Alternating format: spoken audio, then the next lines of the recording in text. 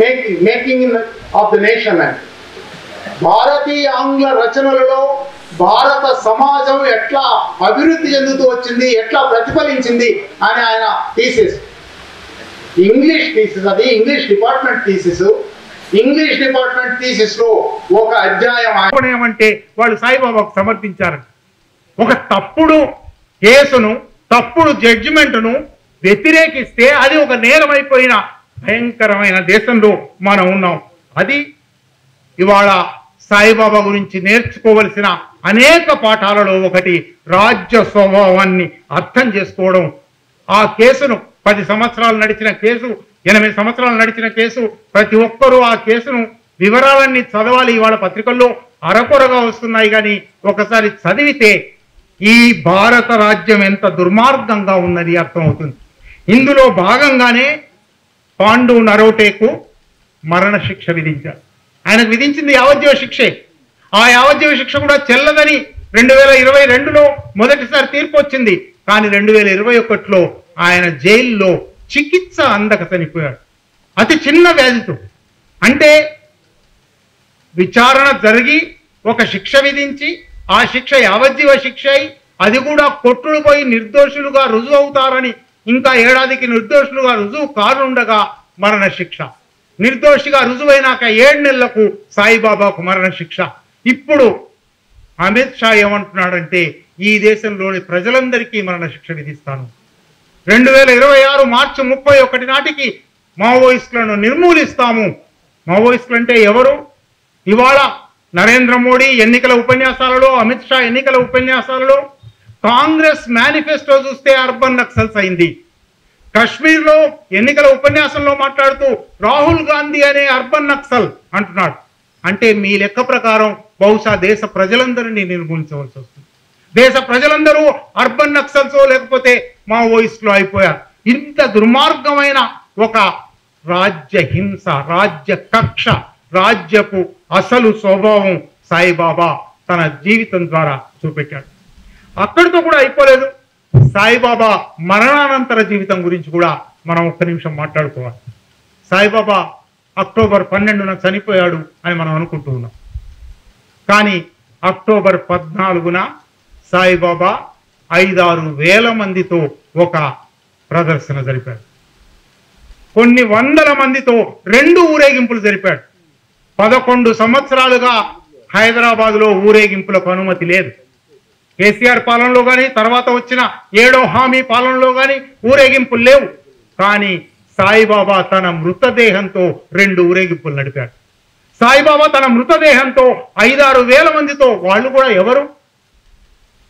భారత communist party దగ్గర నుంచి, భారత కమ్యూనిస్ట్ పార్టీ మార్క్సిస్ట్ కేంద్ర కమిటీ సభ్యుల దగ్గర నుంచి అనేక ప్రజా సంఘాలు, అనేక మంది అనేక వయసుల వాళ్ళు, అనేక భావజాలాల వాళ్ళు ఆయన దగ్గరకు వచ్చారు. అంత మాత్రమే కూడా కాదు, నేను పేరు చెప్పను కానీ ఒక పత్రిక, పక్కా వ్యవస్థ పత్రిక, 50 సంవత్సరాలుగా 60 సంవత్సరాలుగా విప్లవోద్యమం మీద విషం జిమ్ముతున్న పత్రిక, ఎన్నడూ విప్లవోద్యమం గురించి సంపాదకీయం రాయని, ఒకవేళ రాసినా వ్యతిరేకంగా రాసే పత్రిక సాయిబాబా మరణించగానే ఊపా ఎంత అక్రమమైనది అని సంపాదకీయం రాసింది. ఒక్క పత్రిక మాత్రమే కాదు, కనీసం 6 తెలుగు పత్రికలు, కనీసం 3 ఇంగ్లీష్ పత్రికలు సంపాదకీయాలు రాశాయి. అంతర్జాతీయంగా ఎటువంటి స్పందన వచ్చిందో మంజీరా చదివినిపించింది, జాతీయంగా ఎటువంటి స్పందన వచ్చిందో ఇప్పుడు రామ్దేవ్ చదివినిపిస్తాడు. అంటే మరణానంతరం కూడా సాయిబాబా తన జీవిత పరివ్యాప్తంగా ఏ పని చేశాడో ఆ పని మరణానంతరం కూడా చేస్తూ ఉన్నాడు. చేయడం ఆపలేదు. సాయిబాబా శక్తి అక్కడ ఉన్నది. సాయిబాబా శక్తి కేవలం వ్యక్తిగా మాత్రమే కాదు, సాయిబాబా నమ్మిన రాజకీయ విశ్వాసాల్లో ఉన్నది, సాయిబాబా నిబద్ధతలో ఉన్నది, సాయిబాబా అకుంఠిత కృషిలో ఉన్నది. అందువల్ల దాన్ని చివరి అంశం, అందువల్ల సాయిబాబా స్ఫూర్తిని కొనసాగించడం అంటే, సాయిబాబాను స్మరించుకోవడం అంటే, సాయిబాబా దేనికి వ్యతిరేకంగా పోరాడాడో దానికి వ్యతిరేకంగా పోరాడడం, గొంతెత్తడం. దేనికోసం నిలబడ్డాడో దానికోసం నిలబడడం. ఆయన 2009లో ఆపరేషన్ గ్రీన్ హంట్ ప్రారంభమైనప్పుడు ప్రజలపై భారత రాజ్యం చేస్తున్న యుద్ధానికి వ్యతిరేకంగా పోరాటం అని దేశాలలో తిరిగి అమెరికా వెళ్ళాడు, యూరోప్ వెళ్ళాడు, హాంకాంగ్ వెళ్ళాడు, ఫిలిప్పైన్స్ వెళ్ళాడు, దేశాలలో ప్రచారం చేశాడు. దేశమంతా ప్రచారం చేశాడు. కాళ్ళు లేని మనిషి, వీల్ చైర్లో తప్ప నడవలేని మనిషి. అటువంటి మనిషి ఒక అంతర్జాతీయ సంఘీభావాన్ని కూడగట్టాడు. ఎంత అంతర్జాతీయ సంఘీభావాన్ని కూడగట్టాడంటే ఆనాటి హోంమంత్రి పి చిదంబరం స్వయంగా సాయిబాబా పేరు ప్రస్తావించి, మేము ఆపరేషన్ గ్రీన్ హంట్ అనేది లేనే లేదు, చేయనే లేదు, గ్రీన్ హంట్ అనేది మా మాటల్లో లేనే లేదు, దాని అబద్ధ ప్రచారం చేస్తున్నాడు ఒక ఆయన అని మాట్లాడాడు. ఆ కక్ష కొనసాగింపుగానే అరెస్టు, తప్పుడు కేసు జరిగింది. ఆయన జైల్లోకి పోయిన తర్వాత ఈ 10 ఏళ్లలో ఆపరేషన్ సమాధాన్ ప్రహార్ వచ్చింది, ఆపరేషన్ అనకొండ వచ్చింది, ఇప్పుడు ఆపరేషన్ కగార్ అంటున్నారు. అంతిమ ఆపరేషన్ గ్రీన్ హంట్కు వ్యతిరేకంగా, అంతకుముందు సల్వాజుడుకు వ్యతిరేకంగా సాయిబాబా ఎట్లా పోరాడాడో తప్పకుండా సాయిబాబా ఆపరేషన్ కగార్కు వ్యతిరేకంగా పోరాడి ఉండేవాడు. మార్చిలో విడుదలైన తర్వాత హైదరాబాద్కు వచ్చి 3 సభల్లో మాట్లాడాడు, అనేక మందితో వ్యక్తిగతంగా మాట్లాడాడు, ఢిల్లీలో ఒక పత్రికా సమావేశంలో మాట్లాడాడు, ఒక జూమ్ సమావేశంలో మాట్లాడాడు. మీరు ఒకసారి అవన్నీ చూడండి. అన్నిట్లోనూ ఆయన ఆపరేషన్ కగారుకు వ్యతిరేకంగా మాట్లాడాడు. ఆదివాసుల మీద ప్రభుత్వం జరుపుతున్న యుద్ధానికి వ్యతిరేకంగా మాట్లాడాడు, ఆదివాసుల హక్కుల కోసం మాట్లాడాడు. అంటే ఇవాళ సాయిబాబాను తలుచుకోవడం అంటే ఆయన అసంపూర్ణంగా వదిలిపెట్టిపోయిన కర్తవ్యాన్ని పూర్తి చేయడం. ఆయన ఆపరేషన్ కగారుకు వ్యతిరేకంగా మాట్లాడుతూ, జైళ్లలో ఉన్న పరిస్థితులకు వ్యతిరేకంగా మాట్లాడుతూ, ఊపా కింద అక్రమంగా నిర్బంధించబడిన వేలాది మంది ఖైదీల గురించి మాట్లాడుతూ, ఊపా అనే ఒక దుర్మార్గ చట్టం గురించి మాట్లాడుతూ అర్ధాంతరంగా మాట ఆగిపోయింది. మాట ఆగిపోవడానికి కూడా రాజ్యమే కారణం. 10 సంవత్సరాలలో ఆయన శరీరంలోని ప్రతి అవయవాన్ని ధ్వంసం చేశారు.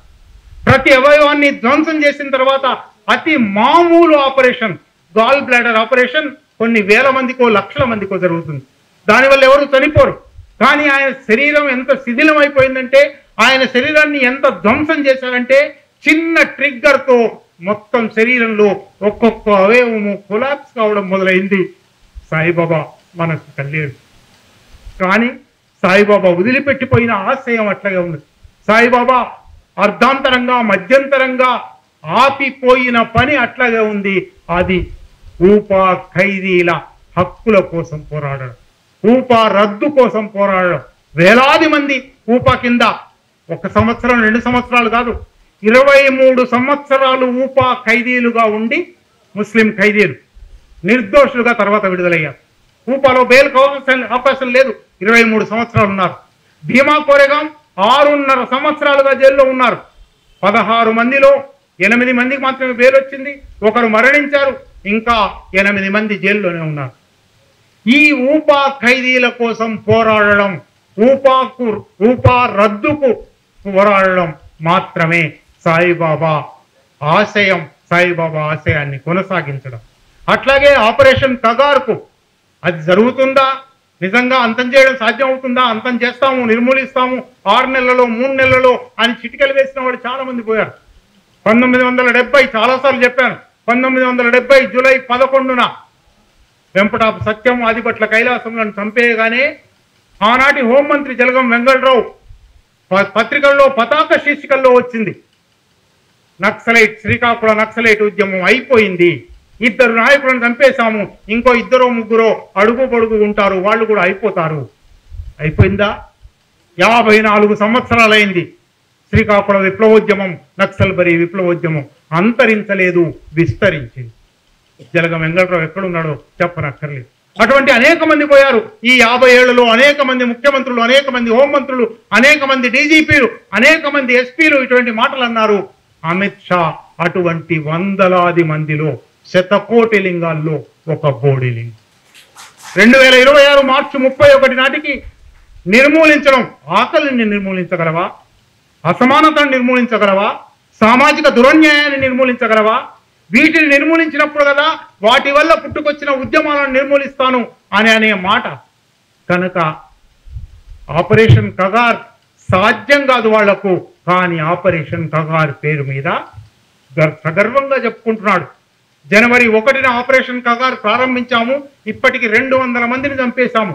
ఈ దేశంలో చంపామని చెప్పుకోవడం గర్వకారణంగా మరి ఎంత దుస్థితిలో ఉన్నాం, ఎంత దుర్మార్గమైన స్థితిలో ఉన్నాం. దీనికి వ్యతిరేకంగా పోరాడడమే, ఆపరేషన్ కగారును ఆపివేయాలి అని పోరాడడమే, ఊపాను ఎత్తివేయాలి అని పోరాడడమే కామ్రేడ్ సాయిబాబా అమరత్వానికి, కామ్రేడ్ సాయిబాబా స్ఫూర్తి. 38 సంవత్సరాల పాటు ఏ అకుంఠిత దీక్షతో అనేక రంగాలలో ఆయన పోరాటం చేశాడో ఆ పోరాటానికి మనం ఇవ్వగల నివాళి. నాకు 1990 ఫిబ్రవరిలో ఇక్కడే ఈ బాగలింగంపల్లి పార్క్ పక్కన అప్పుడే వరవరరావు గారు విడుదలై వచ్చి ఈ పైన ఒక 3 అంతస్తులో అద్దెకి ఇల్లు తీసుకుని ఉన్నారు. సాయిబాబా వివిని కలవడానికి వచ్చాడు. అప్పటికి ఇంకా ఆయనకు చక్రాల కుర్చీ లేదు, అప్పటికి వీల్ చైర్ లేదు. ఆ తర్వాత కాలంలో ఒక ట్రై స్కూటర్ కొనుక్కున్నాడు, కానీ అప్పటికి ఇంకా అది లేదు. 2 చేతులకు చెప్పులు పెట్టుకొని దేకుతూ నడిచేవాడు. 3 అంతస్తులు ఎక్కి వచ్చాడు. మేము అయ్యయ్యో ఎందుకు ఎక్కొచ్చాం, మేమే దిగేవాళ్ళం కదా అన్నాము. ఆ తర్వాత ఎప్పుడైనా కిందికి వెళ్ళేవాళ్ళం. ఆ 1990 ఫిబ్రవరి నుంచి మొన్న నిమ్స్ ఆసుపత్రిలో కలిసిన దాకా నా ప్రాణంలో ప్రాణం, నా హృదయంలో ఒక ముక్క. అనేక ఆలోచనల్లో ఆచరణలో మాతో కలిసి నడిచిన సాయిబాబాకు కన్నీటి జోహార్లు చెప్తూ సాయిబాబా అమరత్వాన్ని ఎత్తిపడదాం. ఆపరేషన్ కగారుకు వ్యతిరేకంగా పోరాడదాం, ఊపాకు వ్యతిరేకంగా పోరాడదాం.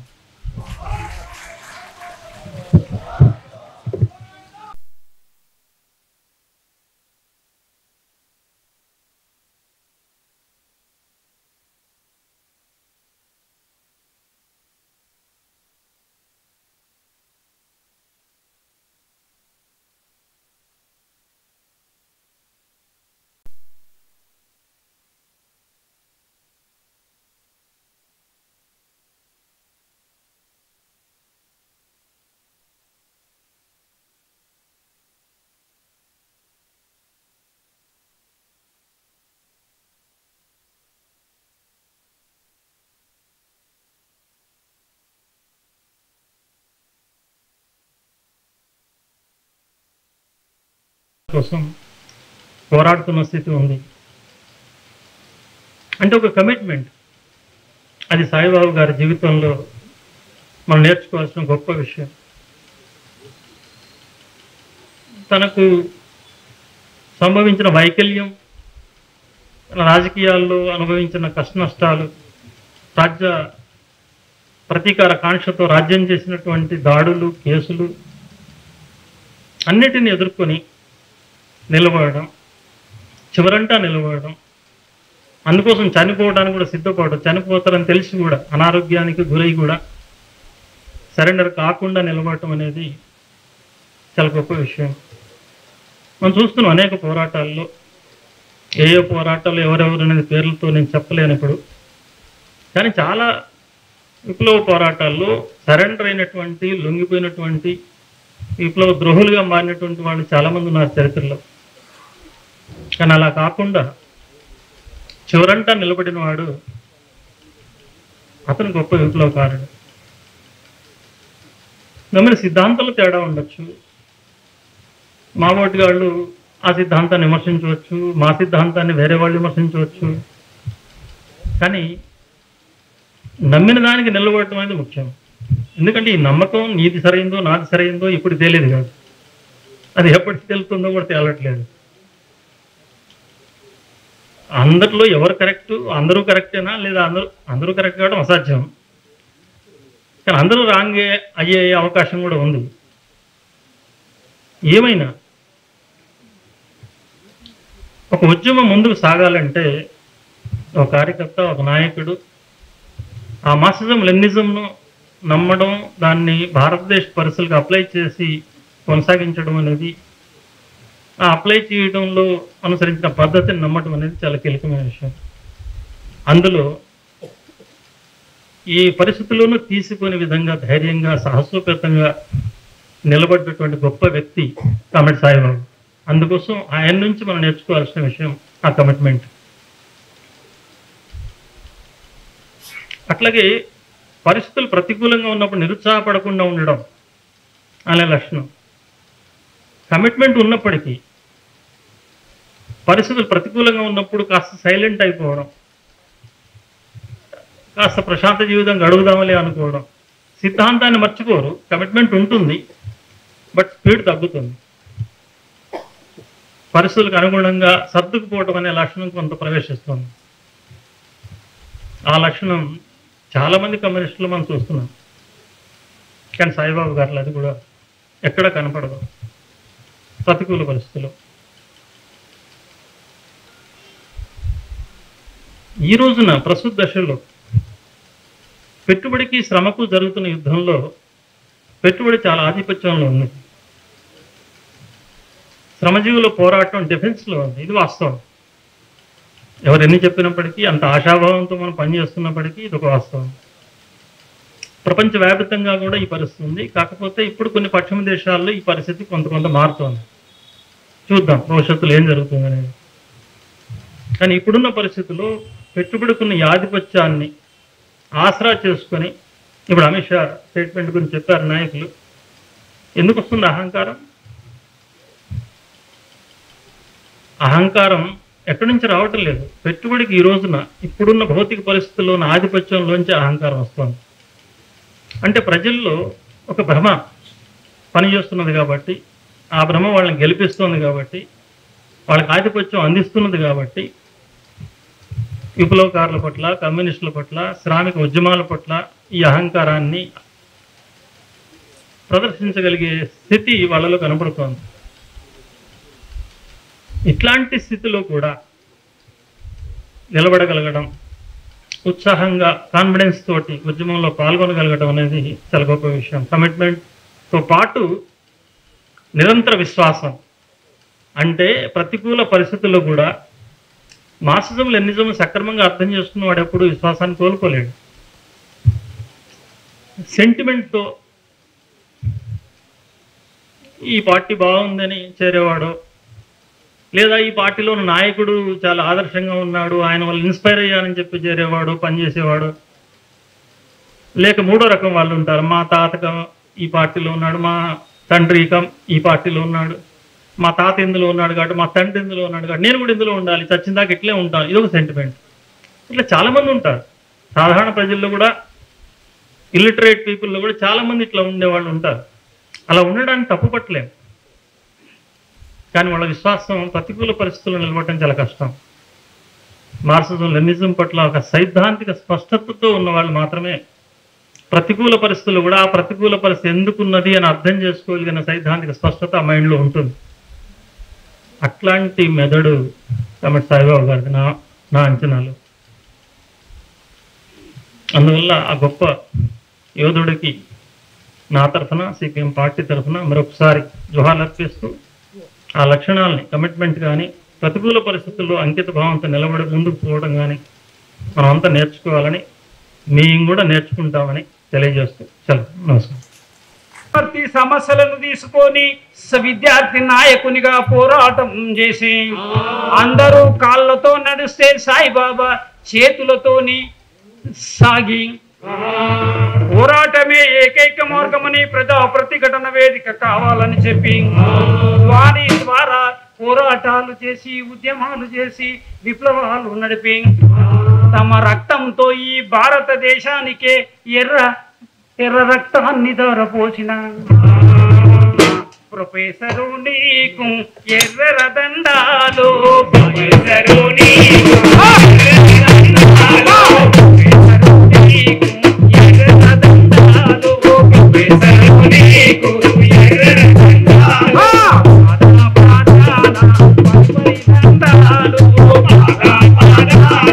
పరిపరి దండాలు. ఏపీఆర్ఎఫ్ను స్థాపించి భారతదేశంలోని ప్రధాన నగరాలైన బొంబాయి, ఢిల్లీ, బెంగళూరు, కలకత్తా లాంటి నగరాల్లో ప్రజా ప్రతిఘటన వేదిక నాయకత్వంలో ఉద్యమాలు నడిపి, ఆ ఉద్యమాలకు నాయకత్వం వరించి, సారథ్యం వహించి ప్రజా ఉద్యమ నేతగా, కవిగా చరిత్రలోకి ఎక్కిన మా మా ప్రపంచ కవి నీకు ఎర్ర దండాలు, ప్రపంచ కవి నీకు ఎర్ర దండాలు,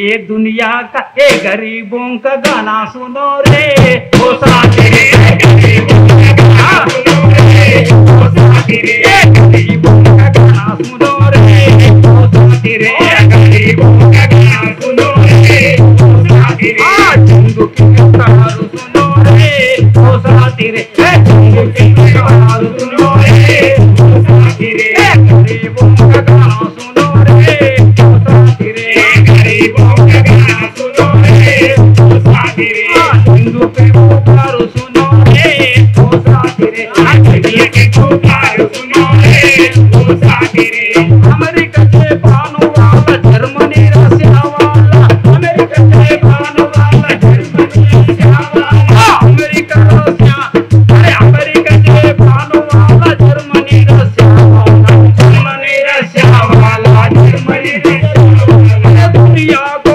लूटने का धूम धूम करते सारे, धूम धूम करते सारे, धूम धूम करते सारे, धूम धूम करते सारे, धूम ज्यादा करते सारे, धूम ज्यादा करते सारे, धूम ज्यादा करते सारे। हाँ ये दुनिया का दुश्मन है रे, वो साथी रे दुनिया का वो साथी रे दुनिया का दुश्मन है रे, वो साथी रे दुनिया का दुश्मन है रे, वो साथी रे दुश्मनों का लड़ना रे, वो साथी रे दुश्मनों का लड़ना रे, वो साथी रे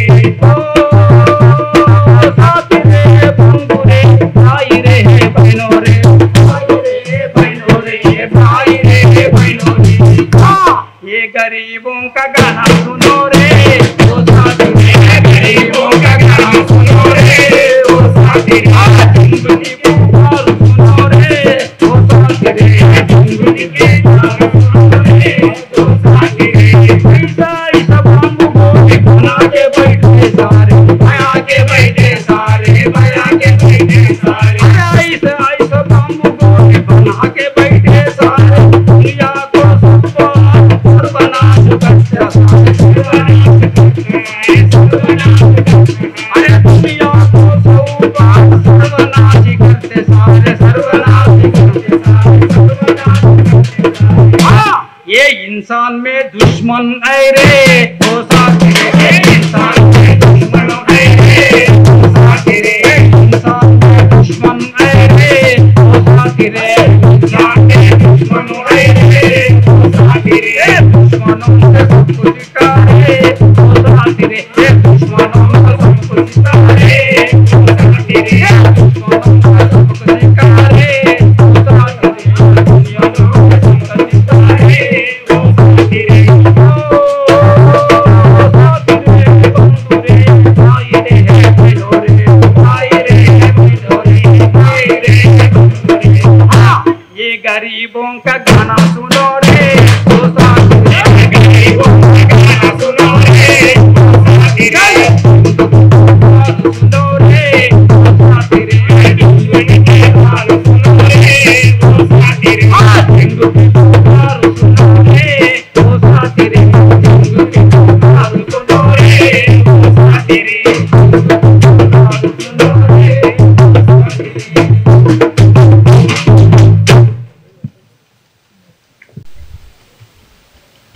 ఈ సభను నిర్వహించే ముందు ఎట్లా నిర్వహించాలని కొంత చర్చ చేసిన తర్వాత సౌలభ్యం కొరకు మొదటి సెషన్లో సాయిబాబా జీవితము, అతని స్వభావం, పోరాటాలు, వ్యక్తిగత విషయాలు ఉండాలనుకున్నాము. రెండవ సెషన్లో సాయిబాబా స్ఫూర్తితో ప్రజా ఉద్యమాలు అనే విషయం పైన చర్చ ఉంటే బాగుంటుంది అనుకున్నాము. అందుకే ప్రొఫెసర్ సరోజ్ గిరి ఢిల్లీ యూనివర్సిటీలో పనిచేస్తున్నారు. ఆయన ఫోరం అగెన్స్ట్ కార్పొరేటేషన్ అండ్ మిలిటరైజేషన్ అనే సంస్థకు బాధ్యులుగా ఉన్నారు.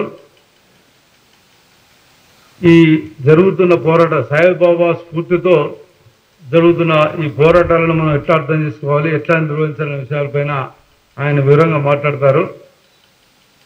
చాలా వక్తల లిస్టు చాలా పెద్దగా ఉంది. అట్లాగే ఇంకా కొంతమంది పార్టీల నుంచి వచ్చిన ప్రతినిధులు మాట్లాడవలసి ఉంది. మధ్య మధ్యలో వచ్చి మాట్లాడుతుంటారు.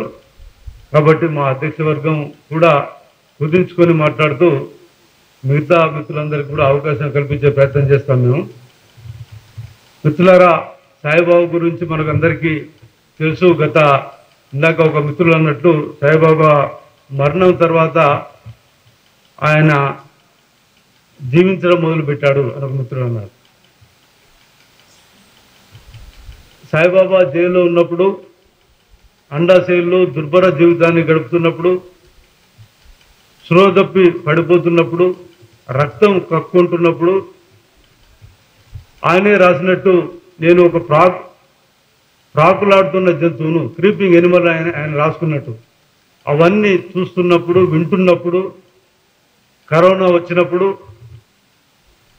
చాలామంది ఆందోళన పడ్డాము. తప్పనిసరిగా సాయిబాబాను జైల్లోనే ఈ రాజ్యం హత్య చేస్తుందని భావించాము, చనిపోతాడని ఖచ్చితంగా భావించాము.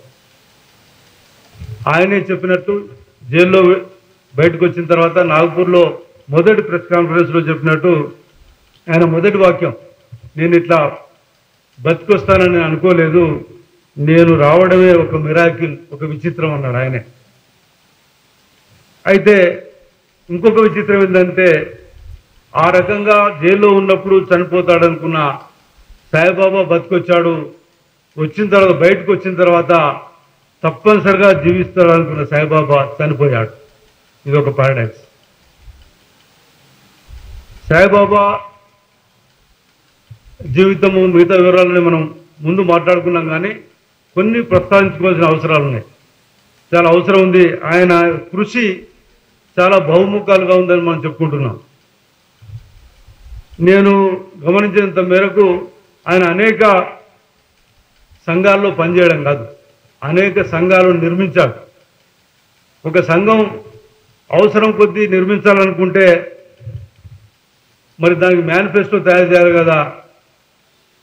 మ్యానుఫ్యాక్చరర్స్ ఆఫ్ మేనిఫెస్టో తయారు చేసే ఒక తయారీదారుడు సాయిబాబా. ఏ మేనిఫెస్టో అయినా, అది పీడిఎఫ్ అయినా, ఆర్డిఎఫ్ అయినా, అనేక సంఘాలకు సంబంధించిన మేనిఫెస్టోలు తయారు చేసిన ఆ చరిత్ర మనకు సాయిబాబాలో కనబడుతుంది. అట్లాగే ఇక్కడ కరపత్రంలో చాలా వాటి గురించి పేర్కొన్నాం, కానీ ఇంకా కొన్నిటి పేర్కొనలేదు. పేర్కొన్న ఒక విషయం, రాంచీలో ఒక సభ నిర్వహించాము. విస్థాపన విరోధ మంచి అని ఒక సంస్థ నిర్మించబడింది. దాంట్లో కూడా సాయిబాబా యొక్క భాగస్వామ్యం ఉన్నది.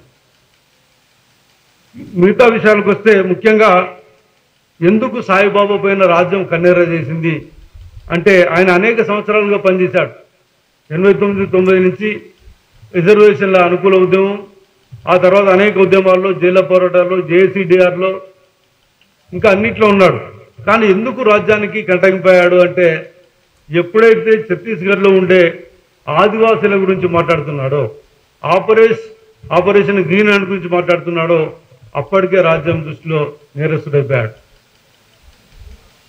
ఇప్పటికి మనం బస్తర్ గురించి వింటున్నాం. మనం రక్తపాతం జరుగుతుంది. బస్తర్లో ఆదివాసీలు 6-7 వేల మంది ఈరోజు జైల్లో ఉన్నారు. మధ్య భారతంలో 3.5 లక్షల మంది పారామిలిటరీ ఫోర్సెస్, సైనిక బలగాలు ఉన్నాయి అక్కడ. అట్లాగే సైనిక క్యాంపులు 350 సైనిక క్యాంపులు ఉన్నాయి మొత్తంగా. వందల వేలాది మంది, లక్షలాది మంది మొత్తంగా అర్ధ సైనిక బలగాలు మొత్తంగా మధ్య భారతంలో ఉన్నాయి. మనం ఒక 25 ఏళ్ల కింద ఒక నవల వచ్చింది, సరిహద్దు నవల. సరిహద్దు ఎక్కడో పాకిస్తాన్, ఎక్కడో చైనా, అక్కడ సరిహద్దు, అది కాదు బార్డరు, ఇది బార్డర్. మొత్తంగా బార్డర్ సెక్యూరిటీ ఫోర్స్ కూడా ఇక్కడ ఉంది ఇప్పుడు మొత్తంగా. అంటే ఒక సైనిక శిబిరంగా మార్చేశారు. అందుకే మేము ఈ సభ నిర్వహించేప్పుడు 2 విషయాలు ఈ బ్యానర్ పైన పెట్టినాం. ఈ ఆపరేషన్ కగారుకు వ్యతిరేకంగా ఆదివాసీలపై జరుగుతున్న యుద్ధాన్ని ఆపాలని చెప్పేసి డిమాండ్ చేస్తూ కూడా ఈ సభను స్ఫూర్తినివ్వాలి, అదే సాయిబాబాకి ఇచ్చే ఘనమైన నివాళి అని కూడా మేము అనుకున్నాం. ఈరోజు సైనిక బలగాలు ఎట్లా నిర్బంధాన్ని ప్రయోగిస్తున్నాయి, ఎట్లా సర్వేలెన్స్ పనిచేస్తున్నది, డ్రోన్స్ అటాక్ ఎట్లా చేస్తున్నాయి, యుద్ధాలు ఎట్లా చేస్తున్నాయి అనే విషయం చాలామందికి ఇక్కడ తెలుసు. మొత్తంగా ఒక ఆల్అవుట్ వార్గా డిక్లేర్ చేసి అంతిమ యుద్ధంగా దీన్ని ప్రకటించి అక్కడ ఆదివాసీ లేకుండా చేయాలని చెప్పేసి అనేక ప్రయత్నాలు భారత ప్రభుత్వం చేస్తూ ఉంది. ఈ మోడీ షా ప్రభుత్వం 2014 వచ్చినప్పుడే చాలా ఒక బ్లూ ప్రింట్ తయారు చేసింది. అక్కడ ఉండే ఉద్యమాన్ని ఎట్లా అంచివేయాలి అని చెప్పేసి అనేక నిర్బంధ చట్టాలు మన కళ్ళ ముందు కనబడుతున్నాయి. ఊపా చట్టం 67లో చేసిన ఊపా చట్టానికి అనేక సవరణలు చేసి 2019లో అమిత్ షా హోంమంత్రిగా ఉన్నప్పుడు ఇంకొక సవరణ కూడా చేశారు. కేవలం సంస్థల్లో పనిచేసే వాళ్ళే టెర్రరిస్టులు కాకుండా వ్యక్తులుగా ఉన్న వాళ్ళని కూడా టెర్రరిస్టులుగా ప్రకటించే ఒక సవరణ కూడా చేశారు అమిత్ షా. ఇట్లా చట్టబద్ధంగా, అంటే వాళ్ళ దృష్టిలో చట్టబద్ధంగా ప్రజా వ్యతిరేక చట్టాలను తయారు చేస్తూ ఒకవైపు మిలిటరీ ద్వారా మొత్తంగా ఏరువేయడానికి ప్రయత్నం చేస్తున్నారు. ఇది మొత్తంగా అక్కడ ఉండే ఖనిజాలను దోచుకోవడానికి విషయం మనందరికీ తెలుసు మొత్తంగా.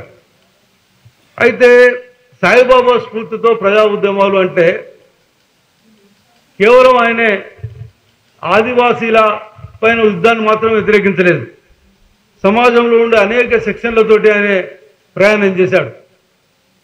ఢిల్లీ యూనివర్సిటీలో రిజర్వేషన్కి అనుకూలంగా ఒక ఈఓసి అని ఉంది, ఒకటి ఈక్వల్ ఆపర్చునిటీ సెల్ ఉంది. దాంట్లో చాలా క్రియాశీలకంగా పనిచేశాడు. రిజర్వేషన్ అనుకూలంగా ఉద్యమం చేశాడు. 4 years డిగ్రీ ప్రవేశపెట్టిన ఉద్యమం చేశాడు యూనివర్సిటీలో. ఇట్లా మనం చెప్పుకుంటూ పోతే విద్యా ఉద్యమంలో ఉన్నాడు, అనేక ఉద్యమాల్లో పనిచేశాడు. అయితే భారత ప్రభుత్వం ఈయన్ని మొత్తంగా జైల్లో వేసి ఒక పాఠం చెప్పాలనుకున్నది. పోరాడే ప్రజలకు లేక ఆదివాసులకు పాఠం చెప్పాలనుకున్నది. మీరు ఇలాగే పోరాడితే సాయిబాబా లాగా మీరు కూడా నిర్బంధానికి గురవుతున్నారని ఒక పాఠం చెప్పాలనుకున్నది. కానీ ఈరోజు మనం గర్వంగా ప్రకటిస్తున్నాం, సాయిబాబా జీవితమే భావితరాలకు ఒక పాఠంగా నిలబడిపోతున్నది. తప్పనిసరిగా భావితరాలు సాయిబాబా జీవిత చరిత్రను పాఠ్యాంశంగా చదువుకోవాల్సిన అవసరం ఉన్నది. బహుముఖాలుగా ఆయన చేసిన పోరాటాలను ఇంకా మనం వాటి గురించి తెలుసుకోవాల్సిన అవసరం ఉన్నది. అట్లాగే ఆచరణలో వాటిని స్వీకరించవలసిన అవసరం ఉన్నది. కాబట్టి ఇది కేవలం మధ్యతరగతి జీవులకు లేక ఉద్యమకారులకు లేక వాళ్ళ భాషలో చెప్పాలంటే అర్బన్ నక్సలైట్లకు పాఠం కాదు. ఇది భావితరాలకు సాయిబాబా జీవితమే ఒక పాఠంగా ఉండాలని ఒక వాతావరణాన్ని సృష్టించింది సాయిబాబా మరణం తర్వాత మనకు వస్తున్న ఈ యొక్క రెస్పాన్స్ని బట్టి. మిత్రులారా, నేను ఎక్కువ సమయం తీసుకోకుండా సరోజ్గిరి గారు ఫ్లైట్ ఉంది, వెళ్ళాలి, ఆయన మాట్లాడతారు ముందుగా. తర్వాత ఇంకొక ఉపన్యాసం వాణి గారిది ఉంది. తర్వాత ఎక్కువగా సందేశాలకు అవకాశం ఇవ్వాలి ఈ సెషన్లో అనుకున్నాము. కాబట్టి వాళ్ళను నేను వీలైనంత మేరకు వాళ్ళని పిలుస్తాను. పిలిచిన మిత్రులు తక్కువ సమయంలో వాళ్ళ సందేశాన్ని పూర్తి చేయవలసిందిగా మరీ మనవి చేస్తూ, now I'm inviting professor Saroj Giri of Delhi university to deliver his lecture.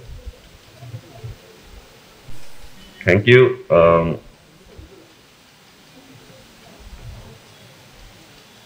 Thank you, Comrade Ravichandran.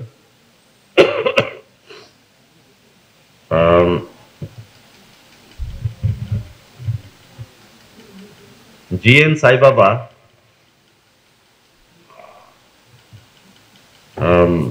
we are having several memorials in his name already I personally attended 3 of them in Delhi. Memorial condolence meeting remembering Sai Baba.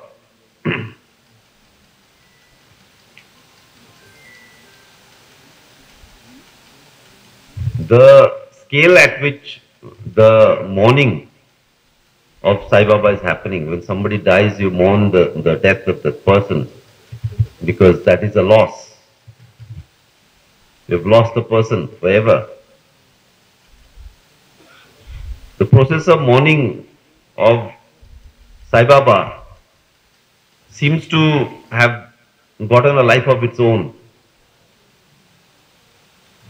Many people, different kinds of groups, different kinds of people of different persuasions, different professional persuasions, they are holding their own condolence.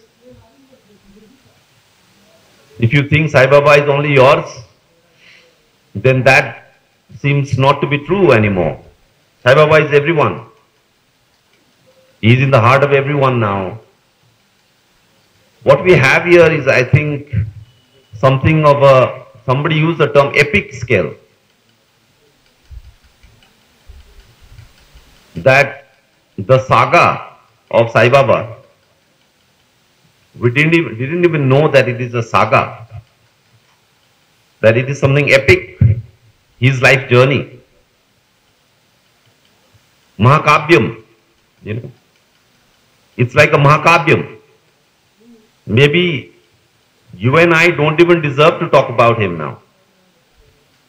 Maybe we are still trying to pitch him at some very basic level. Because he was with us, because he was our comrade in arms. So maybe we are maybe binding him down, you know. Maybe our imagination is not able to really see what he has become. Human rights activist. Some people are thinking that by calling Sai Baba human rights activist, they are doing him a great honor or a great favor. But as I see the way Sai Baba's death has aroused the sentiments and emotions and feelings of not just comrades, activists, intellectuals, no, like ordinary people. Ordinary people are somehow seeing that, yes, how could they do this to Sai Baba? How could there be so much cruelty against a person? How could he have been meted this kind of a inhuman treatment? But who is doing this? Who meted out? Who are those people who meted out this inhuman treatment to Sai Baba? People are asking, people are wondering. Maybe they are not already asking, but they are wondering. You know, there is a difference between asking, articulating clearly, and actually asking a question and just wondering. There is a kind of a churning taking place in people's minds about what has happened. So maybe they are not able to identify who the perpetrators are. Now you will say the perpetrator is the state, the perpetrator is NIA, but no. Now if people are understanding and they are embracing Sai Baba with his epic story, then they will understand it in their own way, you know. They will understand, they will have terms which are maybe you and I are not using. You know, often the revolutionary movement has lacked the ability to tell a story. You are writing your documents, nobody wants to read. You are using big jargons. And the revolutionary movement is vilified. That these people, revolutionaries, they believe in revolutionary violence. They believe in the cult of violence. These are terrorists.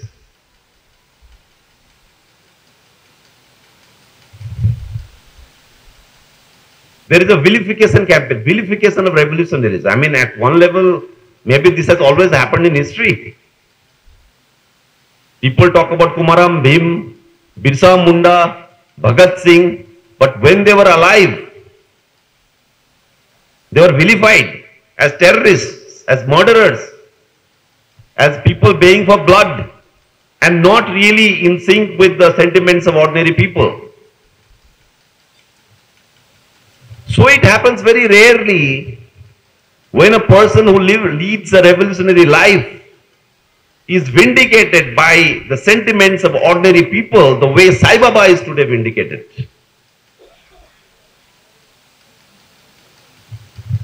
All kinds of ordinary people are themselves associating, and they are seeing the cruelty. They are saying, how could they do this to him? You know, and the usual charges that are leveled, the way, the kind of portrayal of the revolutionary as cut off from society, you know, as having a kind of one-dimensional view of life,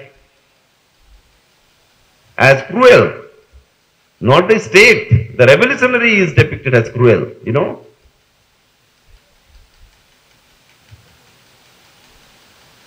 As somewhere detached from life. So when you say that we have a critique of parliamentary democracy, somewhere you are regarded as a cult kind of a person, you know, you are like an extremist. You are not part of society. You are doing something extreme. You know, there is a poem which was written by Saroj Datta in the 1970s, and today I don't know why I was reminded of Saroj Datta's poem, which I had quoted somewhere. So I was trying to find out those lines. I want to read those lines. Saroj Datta, the great poet, who was subsequently martyred. So this is something he's writing in the 70s, 1970s, Calcutta. And the revolutionary life, the life of the revolutionary, he reflects on that in this poem. He writes, sometimes I feel that I am treading a dangerous path. At night, at the hypnotic call of some spirit, on waking up, I will realize with a shudder that I have not a single fellow traveler in the world.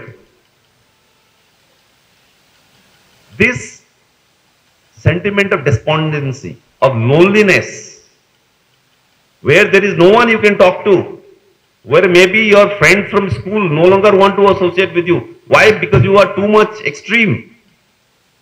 When I was reading this from the great poet Saroj Datta, I was thinking, Sai must have had a similar sentiment when he was in the Anda cell, when he was in jail, being alone in that path. And in a way, society also gives up on you. Lot of people were distancing themselves from Sai Baba, colleagues. In fact, let me tell you, while it has touched the hearts of a lot of ordinary people, maybe people just watching TV in the house, they are not nothing. They are maybe ordinary housewives, just a rickshaw puller. They are watching whatever they are seeing on TV. But we are not able to kind of figure out how to consolidate that. You see? How will you consolidate that? How will you, there is this tremendous, maybe emotional outpouring in favor of Sai Baba. And maybe they are not able to pinpoint who are these enemies, who are these people who perpetrated such cruelty on him. Maybe it is the task of the revolutionary movement, maybe it is the task of the, particularly the cultural troupe, poets, singers, to now weave that sentiment which is already there, and it comes very rarely, let me tell you. There have been a lot of martyrs from the movement, but very few who has touched even the sentiments of middle classes, as well as the ordinary poor. The way Sai Baba's saga, the way Sai Baba's epic Mahakavya-like life has unfolded. So it is a task, our task. Maybe here we are here, it is just very recent that he died. We are still condoling. But in terms of the political task,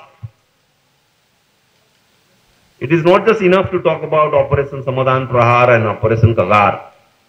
But I would say, if you want to talk about Operation Samadhan Prahar, Operation Kagar, and what the kind of terror, the genocidal violence that is going on today in central India, precisely in areas like Gadchiroli, because you know Gadchiroli was the place from where the first police team came to Sai Baba's house. Gadchiroli. I often repeat these names, you know, we need to remember these names. Aheri. Aheri. Aheri. A-H-E-R-I. The police station called Aheri. That's the police station. Now you would imagine Delhi University, he's a professor there. Why would Aheri police team, Aheri, like nobody knows where this place is, right? Come all the way to Delhi and raid the house of a professor there? And the answer is very simple. This is a mining zone. And there are big mining interests. And people like Sai Baba, as the court in fact said in its conviction judgment, Sai Baba is blocking that. And that was of course precisely why we are in the struggle. We want to block that and we are not denying that. You know, we are not just saying, today everybody is talking safe democracy, safe constitution, and nobody knows what it means. When we say safe democracy, safe constitution, we mean that if at all it means anything. If at all it means anything, it can mean, for example, that the Gram Sabhas which are in those areas, in mining areas, should be able to, I mean, because Gram Sabha is a constitutional provision, right? It comes from a constitutional provision. Then the Gram Sabha should be able to actually block the kind of displacement of Adivasis that are going there. But it is not able to block. The Gram Sabhas are largely a failure, and wherever it is successful only because the revolutionary movement is able to make sure that the Gram Sabhas are now not hijacked by the company and the police administration. Right? So, what we see then is that Sai Baba's saga has touched the hearts of a lot of ordinary people who maybe don't understand all these details, but somewhere they are able to see this. On the other hand, are more educated people, professional people, even like in Delhi University, some of our colleagues, they are still kind of not really coming out, you know. So maybe the educated sections, maybe the slightly privileged sections are still trying to see, you know, whether it's safe to associate with Sai Baba or not. They are still trying to be very clever. So when we organize these programs in Delhi University, even from the English department where he taught, you know, and Delhi University is a big university, you know, so only in the English department there will be like hundreds of teachers. The participation of the teachers who maybe personally knew Sai Baba, worked with Sai Baba, professional relations with Sai Baba, very few turned up. Some turned up, but very few turned up, right? So, but what is going on, I think, is that instead of really focusing only on that, I think we need to see that here is someone like Sai Baba whose story is capable of touching the hearts of millions, right? Maybe people will make a movie on him, you know, right? Like that kind of a life, that it will make even ordinary people have tears in their eyes.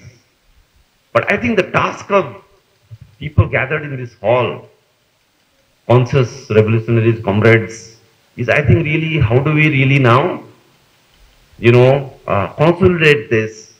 How do we really clarify the situation to a lot of people who in their own way are somewhere thinking that, oh, this was a tremendous wrong that was committed on this man. People are able to see it, they are able to feel it, but they are not able to clearly articulate it. And I think that is the task which comes on our shoulders with the martyrdom of Sai Baba. And only in passing, like when a person is alive, you do not know his power. You do not know what he was all about. It is only when a person dies, only when his life in a way comes to a closure, do you sum up his life, right? And then okay, this man was like this. We draw a conclusion, right? So at one level, this is what is happening, that he has died and now we are discovering him, right? But with Sai Baba, it is much more than that, right? A kind of a little community has come up. Community of people who are moved and touched by Sai's life, and a huge community. That a French ambassador, a German ambassador, is writing a letter in support. And I was wondering, the French ambassador before writing the letter must have thought so many times, because these can also spoil diplomatic relations, right? He must have thought 10 times, should I write this letter in support of Sai Baba or not? And yet they did write. That means the letter is just a little kind of a thing, There's so much going on in people's minds which are not yet articulated. So this veritable community which has come around Sai Baba, which is I think beyond even like the immediate implications of his politics, people across the board, right? You have all kinds of organizations like, say, disabled organizations, people working on rights for disabled, they are doing their own thing, right? So this collective that has come, this almost like a invisible community that has come around Sai Baba, I call it the community of absence. When you lose someone, and that's when you feel that loss very intimately, right? And then you realize that there is this similar feeling among so many people, and that in itself creates a kind of a community. But that's where I think, again, we need to see that the struggle that is happening, of which Sai Baba was a part, how do we make this kind of a invisible community of people who are feeling for Sai Baba, touched by his epic life, how do we make the struggle speak to this kind of a community of absence that is there? And I think that is the challenge. And in a way, metaphorically speaking, you can even say that the struggle of the Adivasi, in fact, the figure of the Adivasi, not just the struggle of the Adivasi has always been a kind of a suppressed figure in Indian society, right? If the same struggle is done by maybe some other sections, it gets more visibility, right? So in a way, what is happening in Gadchiroli, what is happening in Chhattisgarh, Bastar, Jharkhand, all these areas, what we call the Mulvasis, their struggle is a struggle which is already invisibilized, which is already suppressed, which is not allowed to come into view. So they are already in that sense always dead. They're always not there, in front of us. So it is always suppressed. Now Sai Baba's life, the way it is touching a lot of hearts, my fear is of course that it will also become another bandwagon, and the struggle of the Adivasi will be left out. And Sai Baba might be presented as just a human rights activist, as just a professor, as just a dissenter. There is a person of eminence. A lot of activists are there. I don't know. I can even think of Edward Snowden. I can even think of, the first thing, of course, I didn't think of Edward Snowden in this case. I, of course, thought about Yahya Sinwar, the kind of, the way Yahya Sinwar of Hamas touches us, right? I had that kind of a feeling when I thought about Sai Baba's martyrdom.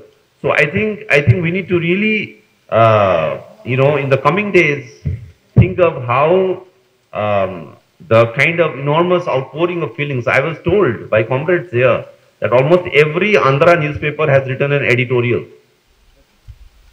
on Sai Baba. Same thing in Delhi. People who otherwise do not identify with Sai Baba's politics have also written, have also shown kind of on Twitter or elsewhere, shown that they really are touched by what happened with Sai Baba, right? But the entire politics is there, the entire revolutionary politics is there. So how do we really bring that to the fore? And I think that's where we need to see that the struggle of the Adivasi, which is already suppressed from before, which is already pushed to the always to the backyards, that will that Adivasi actually find a place in this acceptability of Sai Baba now, right? Will the ambassador of Russia or France or Germany, will they also write a letter in support of the struggle of the Adivasis? Will the French companies who have a lot of investment in India, even they will sit up and take notice, right? I think this is the challenge for us. So if Sai Baba becomes like an icon, if Sai Baba is already becoming like an icon, right? So where does the struggle stand alongside that? And I think that is a question we need to answer. And the other point I want to tell you is that this is a great vindication of the revolutionary movement. That a point which I made earlier, right? That there is so much of vilification of the movement and of the revolutionary. With Sai Baba, we see that, look, this could be the life of a revolutionary. This is the life of the revolutionary. And this entire, slur, you see, one is the witch hunt, where NIA comes, arrests people, and I know there have been NIA raids happening in Andhra Pradesh.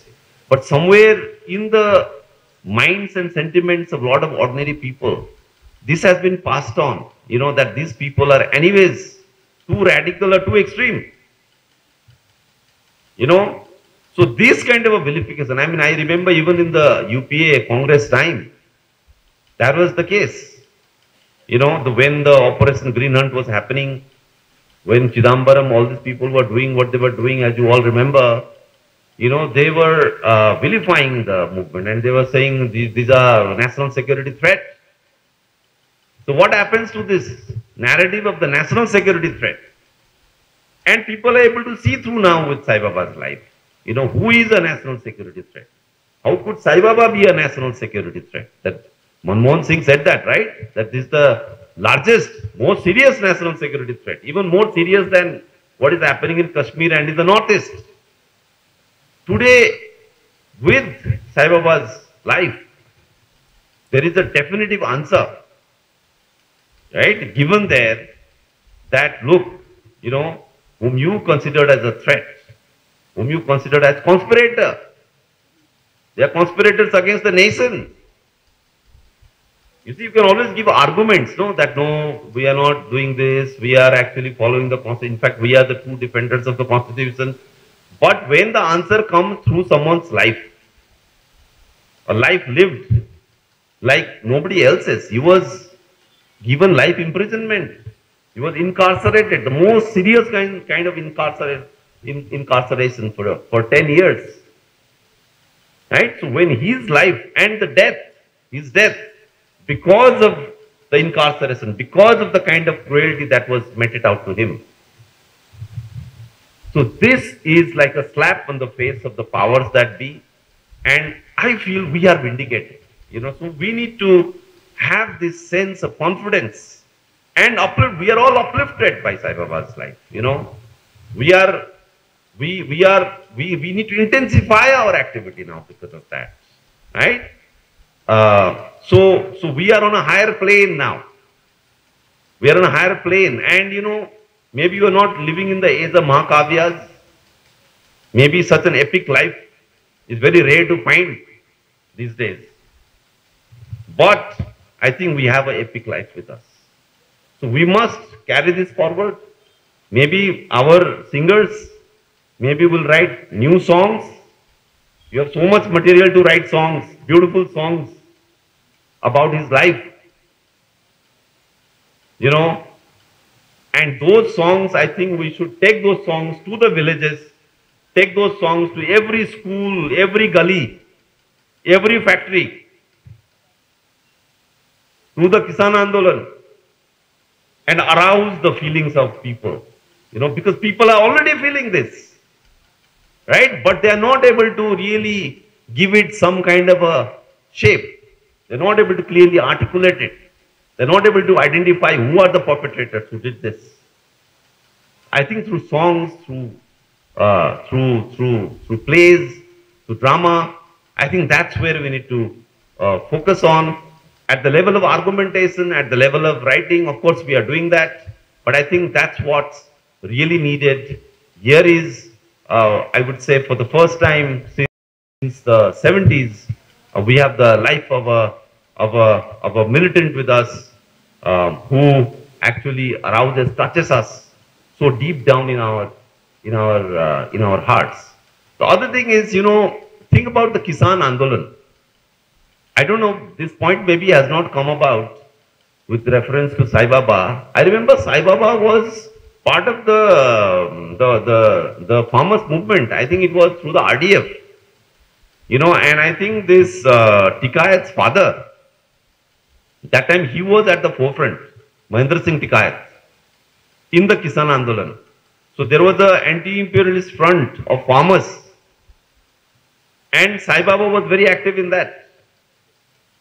You know, I think we need to also not forget this. We should also highlight this point about Sai Baba. I personally met him after he came out of jail, and in fact, I thought, you know, I should not take much of his time because I thought so many other people must be meeting. But I was kind of touched when I was told to come for this program. Vasanta had called me and she said, you know, you should come. I said, look, I'm not even well and I'm doing, you know, stretched, very thin and stuck up in too many things. And Hyderabad people, they are very intelligent and wise, and who am I to go and speak there?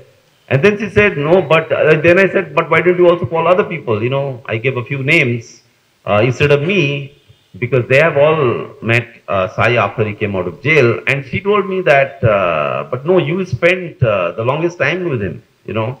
And I was kind of surprised because I thought other people were doing that, you know. And I felt doubly at loss because I knew I could have spent maybe more time with him, you know, but I just thought maybe other people were doing that. Others were also spending maybe more time with him. But anyways, the amount of time I spent with him, I felt, you know, something which I must share with you. And I also felt that he was giving a lot of interviews. In fact, whenever I was going to meet Sai in the house, there was always some journalist or someone who would be there, either about to take an interview or just having finished an interview. But there was this feeling that, you know, all the interviews are kind of getting repetitive and he is just giving a kind of a formal narrative that this happened, this happened, this happened, which is a narrative which is available, you know, in the public domain. But what he went through, what were his thoughts, you know, inside the jail, when he is again, you know, as I was reading, you're outside of jail, you feel that desolation, right? So what he went, I will sit with you and we need to talk at like videos that are there on YouTube. It is like he's gone to some program, and the sense of personal loss with him is that, you know, I just couldn't know him to talk to him. And I think that is a very, very big loss. And because of this loss also, I think we feel even more attached to him. You know, the kind of, what I was telling you, the intimacy of loss, that because we couldn't do all that, maybe some of us also feel a little sense of guilt, you know, that we didn't do enough or we didn't reach out to him, you know. So that makes our feelings even more sharp, even more intense, that attachment, right, to Sai. And I think a lot of people are feeling that, people who are close to him, got people who are really somewhere else, who are just watching this news unfold on TV, or they are just seeing some little story somewhere. So I think this is a epic thing which has happened with us, and I think we should try to live up to this situation. Otherwise, it will be a major failing for us. Thank you for it very much. అందుకే ఆయన అనుభవాలు చాలా ఉన్నాయి. జైల్లో 10 సంవత్సరాలు.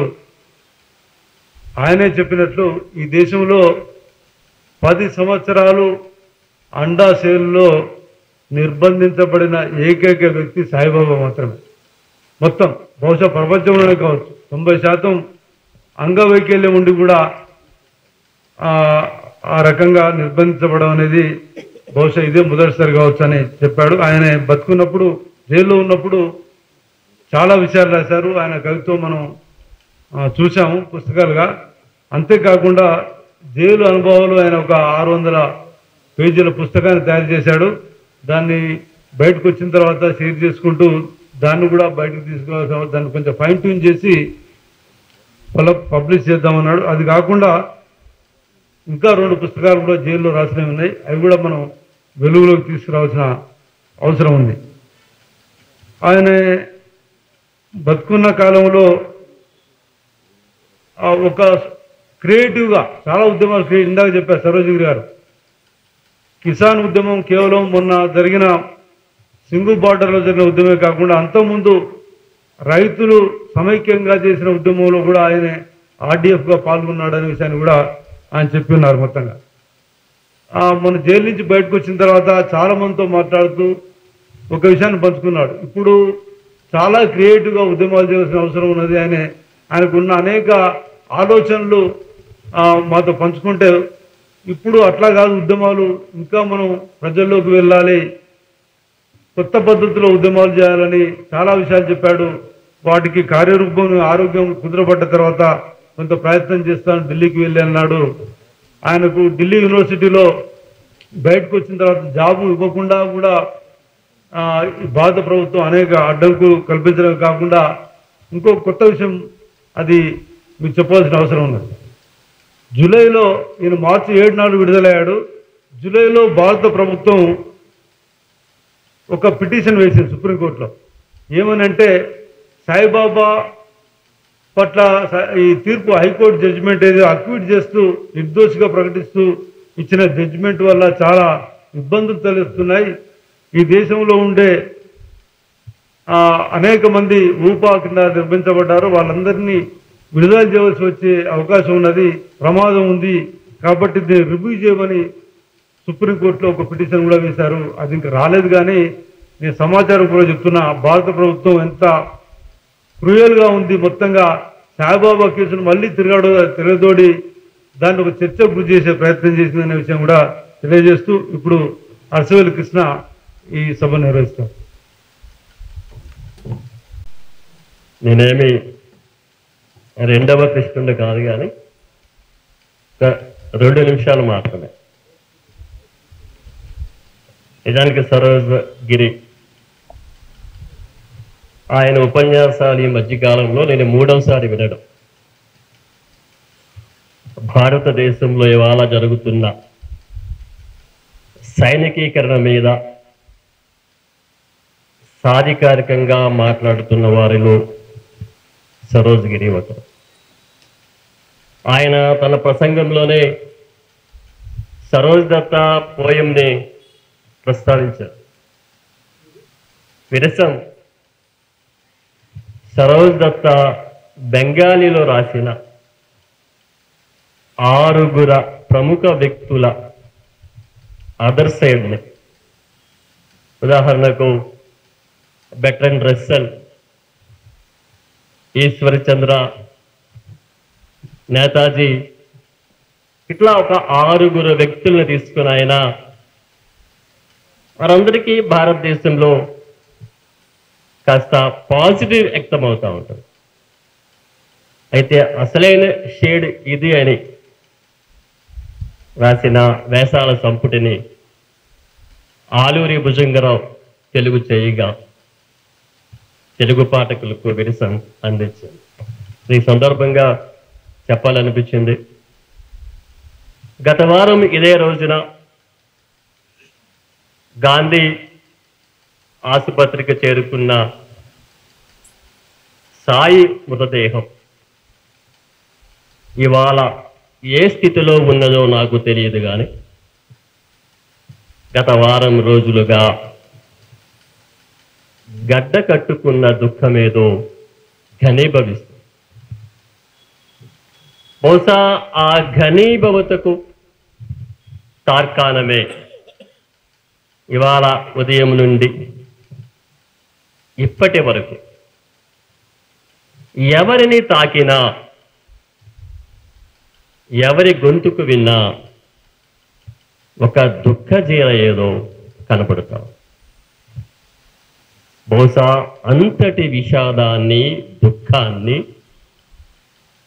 ఒక 10 ఏళ్ల కాలంలో మనకు పరిచయం చేసి ఒక 6 నెలల కాలం మాత్రమే స్వేచ్ఛాజీవిగా ఉండి మనల్ని అందరినీ చూడకుండానే చాలా చాలా ఇంపార్టెంట్ ఒక అండర్లైన్ చేసుకోవాల్సిన విషయము, సాయిబాబాని మనం చూడాలనుకుంటున్నాము, సాయిబాబా మనల్ని చూడాలని. బహుశా ఈ సమయాలు రాకముందే నిష్క్రమించినాడు. నాబోటి వాడు ఏమనుకున్నాడంటే ఓ 10 ఏళ్ల పాటు 2014 నుండి ఆయన విడుదల వరకు ప్రజా సంఘాల మిత్రులతో పనిచేసిన నాబోటి వాడు ఒక 10 ఏళ్ల కాలం ఆయనతో కలిసి పనిచేస్తాము అనే ఒక ఆశ ఏదో ఉన్నది. ఈ లోపుగానే ఆయన అంతర్ధానం. అయితే ఇప్పుడు మన ముందున్న ఒక ప్రశ్న ఏమిటి? ఒక 57 ఏళ్ళు జీవించి ఒక 10 ఏళ్ల కాలం నిర్బంధంలో ఉండి తను ఈ దేశానికి చేయగలంది ఏదో చేసి వెళ్ళిపోయినాడు. వాటి నుంచి మనం ఆయన స్ఫూర్తిని అందుకోవడం ఎట్లా? ఇక్కడ మనం నిలబడి ఉన్నాం. ఉదయం నుంచి జరిగినది ఆయన జ్ఞాపకాలు, ఆయన గురించి అనేక విశ్లేషణలు, అనేక అభిప్రాయాలు వచ్చినప్పటికీ మనం ఈ వేళ నుండి సాయిబాబాని ఎట్లా అనువర్తింపజేసుకోవాలి లేదా అనువదింపజేసుకోవాలి? 2014 చాలా చాలా జ్ఞాపకాలు ఉన్నాయి. గ్రీన్ హంట్ ముగిసిన నేపథ్యం, ఆర్డీఎఫ్ ఏర్పడడం, ఆర్డీఎఫ్ ఏర్పడిన కొన్ని రోజులకే ఇదే హాలులో కనీసం మీటింగ్ కూడా జరగనివ్వకుండా ఒక యుద్ధ వాతావరణాన్ని కలిగించడం, ఇవన్నీ మన జ్ఞాపకాలలో, మన అనుభవాలలో ఉన్నవే. 2014 తర్వాత ఆర్డీఎఫ్ ప్రధాన బాధ్యులుగా ఉన్న సాయిబాబా అరెస్ట్ కావడం, బహుశా ఆ అరెస్టు వెనుక ఆపరేషన్ గ్రీన్ హంట్, బహుశా ఆపరేషన్ గ్రీన్ హంట్ గురించి ఆయన ప్రపంచానికి పరిచయం చేయకపోతే ఆనాటి ఉన్న భారతదేశ ఆదివాసుల జీవన స్థితిగతులను గ్రీన్ హంట్ రూపంలో వారిని వేటాడుతున్న విధానాన్ని ఆయన ప్రపంచానికి పరిచయం చేసి ఉండకపోతే బహుశా సాయిబాబాపై దేశద్రోహం కేసు నమోదై ఉండేది కాదు, యుఏపిఏ కేసు నమోదై ఉండేది. ఆ ఆపరేషన్ గ్రీన్ హంట్ నుండి ఇవాళ కగార్ సందర్భంలోకి మనం ప్రవేశించున్నాం. ఒక కగార్ అనే పేరు తెలుగు నేలకు పరిచయం చేయక్కర్లా. గత జనవరి నెల నుండి లేదా డిసెంబర్ 31 నుండి 23 డిసెంబర్ 31 అర్ధరాత్రి నుండి ఇవాటి వరకు మధ్య భారతంలో ఒక యుద్ధం కొనసాగుతుంది. బహుశా ఈ యుద్ధ నేపథ్యంలో సాయిబాబా మరింతగా మాట్లాడతాడు అనుకున్నాం. ఆయన మాట్లాడినాడు. మరింతగా మనల్ని ఉత్తేజితులను చేస్తాడు అనుకున్నాం. ఈలోగానే ఆయన అమరుడైనాడు. ఇవాళ మన ముందు కగార్ అనేది ఒక యుద్ధ రూపంలో మన ముందు పొంచి ఉంది. బహుశా దేనికోసం పని చేయడంలో మన శక్తియుక్తులను కేంద్రీకరించి సాయిబాబా ఉన్న కాలాన్ని, సాయిబాబా లేని కాలాన్ని మనలోకి అనువర్తింపజేసుకుని ఆయన దేనినైతే వదిలిపెట్టి వెళ్ళినాడో, ఒక 10 ఏళ్ల కఠిన కారాగారంలో కూడా ఏ ప్రత్యామ్నాయ ప్రజాస్వామిక భావనలు కలగన్నాడో వాటిపైన నిలబడి పని చేయడమే కామ్రేడ్ జిఎన్ సాయిబాబాకు ఇచ్చే ఒక ఘనమైన నివాళి. దానికి ట్యాగ్ కూడా మేము ఆదివాసులపై యుద్ధాన్ని వ్యతిరేకిద్దాం. ఒక వాక్యము మొత్తం ఇవాళ భారత సమాజంలో జరుగుతున్నటువంటి ఒక యుద్ధాన్ని గురించి చెప్పడమే కాదు, ఆదివాసులు అంటే ఒక పేరు గుర్తుకు రావాలి, అది సాయిబాబా. ఒక ప్రత్యామ్నాయ ఆదివాసులకు ఒక ప్రత్యామ్నాయంగా తన జీవితకాలం మాట్లాడిన సాయిబాబా పేరు మనకి వెంటనే స్మరణకు రావాలి. అలాంటి సన్నివేశంలో నిలబడి ఇవాళ రామ్దేవ్ ఆయన సోదరుడు దేశవ్యాప్తంగా సాయిబాబాకు వచ్చిన నివాళి సందేశాలను చదివి వినిపిస్తారు. ఇందాకలా మంజీరా అంతర్జాతీయ స్థాయిలో సాయికి వచ్చినటువంటి నివాళి సందేశాలను వినిపించారు. ఇప్పుడు సాయి సోదరుడు రామ్దేవ్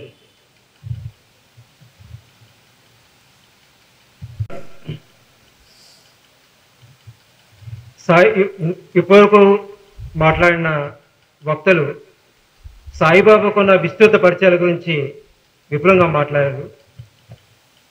సాయిబాబా అటు తను పనిచేస్తున్న సంఘంతోనే పాటు కాకుండా ఐక్య సంఘటనలో వివిధ ప్రజా సంఘాలతో, వామపక్ష పార్టీలతో, రాజకీయ పార్టీలతో తనకు అనుబంధం ఉంది. ఈ సందర్భంగా నా దృష్టికి వచ్చిన, నిర్వాహక దృష్టికి వచ్చిన అన్ని సంతాప ప్రకటనలను ఇక మేము కలెక్ట్ చేశాము. దీంట్లో ఉన్నవన్నీ కొంచెం క్లుప్తంగా సమయం లేనందువల్ల చదివి వినిపిస్తున్నాను. ముందుగా భారత కమ్యూనిస్ట్ పార్టీ మావోయిస్ట్ తెలంగాణ రాష్ట్ర కమిటీ 15/10/24 ఇచ్చిన పత్రికా ప్రకటన. శనివారం 12 అక్టోబర్ రాత్రి నిమ్స్ హాస్పిటల్లో చికిత్స పొందుతూ తుది శ్వాస విడిచిన పౌర హక్కుల నేత, ప్రజాస్వామికవాది, రచయిత, మేధావి ప్రొఫెసర్ జిఎన్ సాయిబాబాకు మావోయిస్ట్ పార్టీ తెలంగాణ రాష్ట్ర కమిటీ ప్రగాఢ సంతాపాన్ని తెలియజేస్తుంది. సాయిబాబా నెలకొల్పిన ఆశయాలను, ఆదర్శాలను కుటుంబ సభ్యులు, స్నేహితులు, బంధుమిత్రులు తన వారసులుగా కొనసాగించాలని కోరుతున్నది. పౌర హక్కుల పరిరక్షణకు ప్రజల తరపున గొంతెత్తిన సాయిబాబాను బ్రాహ్మణీయ హిందూ ఫాసిస్టు రాజ్యమే పథకం ప్రకారం హత్య చేసింది. ఢిల్లీ ప్రొఫెసర్గా కొనసాగుతూ మలిదశ తెలంగాణ ఉద్యమానికి మార్గనిర్దేశం చేశాడు సాయిబాబా. 1997 డిసెంబర్లో ఏఐపిఆర్ఎఫ్ ఆధ్వర్యంలో ప్రజాస్వామ్య తెలంగాణ కొరకు 2 రోజుల సదస్సు జరిగింది. ఈ సభలోనే వరంగల్ డిక్లరేషన్ ఆవిష్కరించారు. ఈ సదస్సుకు జిఎన్ సాయిబాబా నాయకత్వం వహించాడు. ఆల్ ఇండియా పీపుల్స్ రెసిస్టెన్స్ ఫోరంలో కొనసాగుతూ ప్రజల ప్రాథమిక హక్కుల పరిరక్షణకు పోరాడాడు. Forum against war in people's వేదికలో క్రియాశీలకంగా పనిచేస్తూ సామ్రాజ్యవాదుల కార్పొరేట్ సంస్థల ప్రయోజనాల కోసం దేశ సంపదను ప్రకృతి వనరులను కొల్లగొట్టడానికి దేశ ప్రజలపై, ప్రధానంగా ఆదివాసీ ప్రజలపై సాల్వాజుడం, గ్రీన్ హ్యాండ్ పేర్లతో కొనసాగుతున్న పాశవిక దాడులను నిర్దాక్ష్యంగా ఖండించాడు. దేశంలో పాశవికంగా కొనసాగుతున్న రాజ్యహింసను ప్రపంచవ్యాప్తంగా ప్రచారం చేశాడు. ప్రజాస్వామికబద్ధంగా ప్రశ్నించే శక్తులను తయారు చేయడం నేరంగా భావించిన రాజ్యం పట్ల రాజ్యం కుట్రపూరితంగా మానవ హక్కులను ఉల్లంఘిస్తూ పెగాసిస్ వంటి మాల్వేర్ సాఫ్ట్వేర్ల ద్వారా జిఎన్ సాయిబాబా కంప్యూటర్లో చొరబడి అందులో మావోయిస్ట్ సాహిత్యాన్ని చొప్పించి మావోయిస్టులతో సంబంధాలు కలిగి ఉన్నాడని నిందారోపణ చేసి రాజ్యాంగ విరుద్ధ చట్టాలను అక్రమంగా మోపారు. నిర్దోషిని 90% అంగవైకల్యంలో కదలలేని స్థితిలో వీల్ చైర్లో ఒకరి మద్దతు లేకుండా తన పని తాను చేసుకోలేని స్థితిలో ఉన్న జిఎన్ సాయిబాబాను అన్యాయంగా 10 సంవత్సరాలు ఒంటరి అండాశలలో నిర్బంధించారు. తీవ్రమైన అనారోగ్యంతో బాధపడుతూ జైలులో ఎటువంటి వైద్య సౌకర్యాలు అందకుండా చేశారు. చివరి దశలో నిర్దోషిగా నిరూపించబడి విడుదల చేయాలని మహారాష్ట్ర హైకోర్టు తీర్పు ఇచ్చినప్పటికీ ఆ తీర్పును సవాలు చేస్తూ హిందుత్వ శక్తులు ఎన్ఐఏ తన విడుదలను అడ్డుకుంది. జైలులో దుర్భర పరిస్థితులు కల్పించి తన ఆరోగ్యాన్ని క్షీణించేలాగా చేశారు. మరణానికి బ్రాహ్మణీయ, హిందూ, ఫాసిస్టు కేంద్ర రాష్ట్ర ప్రభుత్వాలు న్యాయ వ్యవస్థే పూర్తిగా బాధ్యత వహించాలి. జిఎన్ సాయిబాబా 10 సంవత్సరాలు అండాశలలో ఒంటరిగా దుర్భర జీవితాన్ని అనుభవించాడు. దృఢ దీక్షతో చీకటి అపమానీయ చర్యలను ఎదుర్కొన్నాడు. ఫాసిస్టు పాలకులు ఎన్ని మానసిక చిత్రహింసలు పెట్టినప్పటికీ తాను ఏనాడు రాజీ పడలేదు. జైలులో ఖైదీల హక్కుల కోసం ధైర్యంగా పోరాడాడు.